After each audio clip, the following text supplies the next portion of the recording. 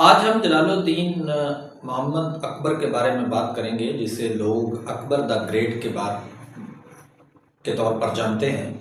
जी हाँ, नसीरुद्दीन हुमायूं के बेटे ज़हीरुद्दीन अकबर के पोते जनाब अकबर के बारे में आज उनकी एडमिनिस्ट्रेशन के बारे में बात करते हैं। कहा जाता है कि हिंदुस्तान के अंदर उस ज़माने का अगर एक बेहतरीन एडमिनिस्ट्रेटर था तो वो शायद एक अकबर था।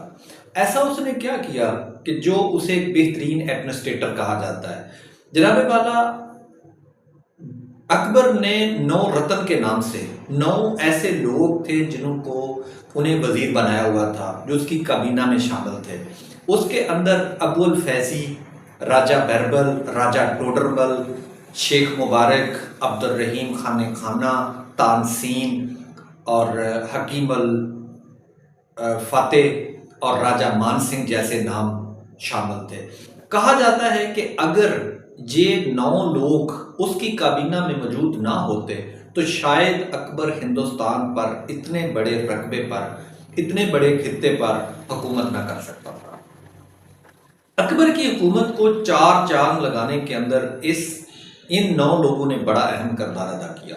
अगरचे इन 9 लोगों ने बाद के अंदर कुछ उसके लिए मुसीबतें भी खड़ी की, जैसा कि मज़हब के अंदर तब्दीली और वगैरह वगैरह, लेकिन जो उसकी एडमिनिस्ट्रेशन थी इन 9 लोगों के हिसाब से, आइए जानने की कोशिश करते हैं कि 9 लोगों को उसने कैसे तकसीम किया हुआ था, उसने एडमिनिस्ट्रेशन कैसे तकसीम की हुई थी।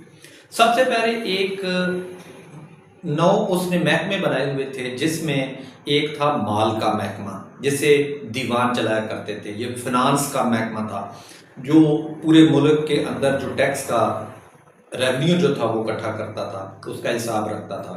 इसके बाद एक दूसरा था जो उस अकबर के दरबार के अंदरूनी हालात पर नजर रखता था, जिसे आप यूं कह लें कि इंपीरियल हाउस होल्ड का इंचार्ज हुआ करता था, जिसे खाने खाना कहा जाता था। इसी तरह जो था वो मिलिट्री को काउंट करता था या मिलिट्री की सैलरी के बारे में जानता था, फौज के बारे में। तो उसे एक मीर बख्शी ओहदा था वजारत का, वो चलाता था। इस तरीके से जुडिशल जो थी, जिसे काजी कहते हैं या इसको काजी उल कज़ा के जिम्मे था, वो काजी उल कज़ा इसकी जिम्मेदारी कबूल करता था। इसके बाद रिलीजियस जो थी, मज़हब के अंदर वो आप यूँ कह लें कि चेयरटेबल ग्रांट देनी है या कुछ भी करना है, या जाहिर है अकबर के दौर के अंदर मुख्तलिफ लोगों के, हिंदू भी थे, ईसाई भी थे, मुसलमान भी थे, तो उन तमाम को जो मिलाकर चलना है उसको जो था वो रिलीजियस जो था वो शख्स इस्तेमाल करता था, या उसको सदर सदूर कहा जाता था। ये एक महकमा था। इसी तरीके से एक मुख्तसब का महकमा था, जो कि आप यूं कह लें कि कंसेंसरशिप ऑफ पब्लिक करता था, और जो हुकूमत के लोग थे उनका जो है वो एहतसाब करता था। इसके बाद जो थी वो आर्डनरी थी, एक उसका डिपार्टमेंट था जिसे वो मीर आतश के नाम से वो चलाया करते थे, या वो उसका जो मुहाफिज मीर आतश हुआ करते थे। इसी तरह इंटेलिजेंस का जो महकमा था उसे दारोगा या डाक चौक के नाम से वो लोग चलाया करते थे। तो इस तरीके से आखिरी जो 9 उसकी वजारत थी, या 9वीं वजारत का जो नाम था वो मिंट, जिसे आप कहते हैं, ये पैसे छापने वाले जो लोग हैं, ये जो थे ये उसके 9 महकमे थे। आप यूँ कह लें कि उसने इस एडमिनिस्ट्रेशन के साथ एक बड़ा अच्छा इंतज़ाम किया हुआ था। एक चीफ एग्जेक्टिव के तौर पर वो दीवान बनाया करता था।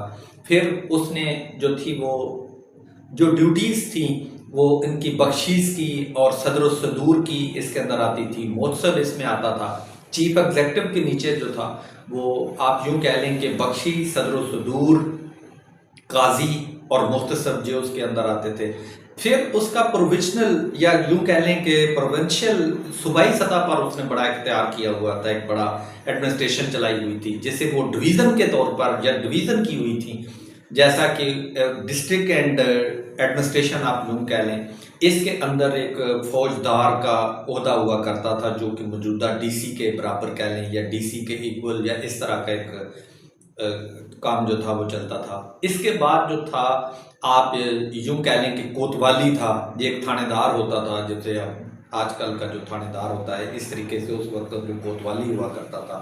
इसके बाद जो तीसरा बड़ा एक अहम ओहदा था वो था काजी का, जिसे जज कहते हैं। तो इस तरीके से ये अकबर ने अपनी एडमिनिस्ट्रेशन को बड़े एक अहम तरीके से जो था वो संवारा हुआ था। हम कह सकते हैं कि अकबर अपने ज़िहनी तौर पर बड़ा ही एक होशियार शख्स था।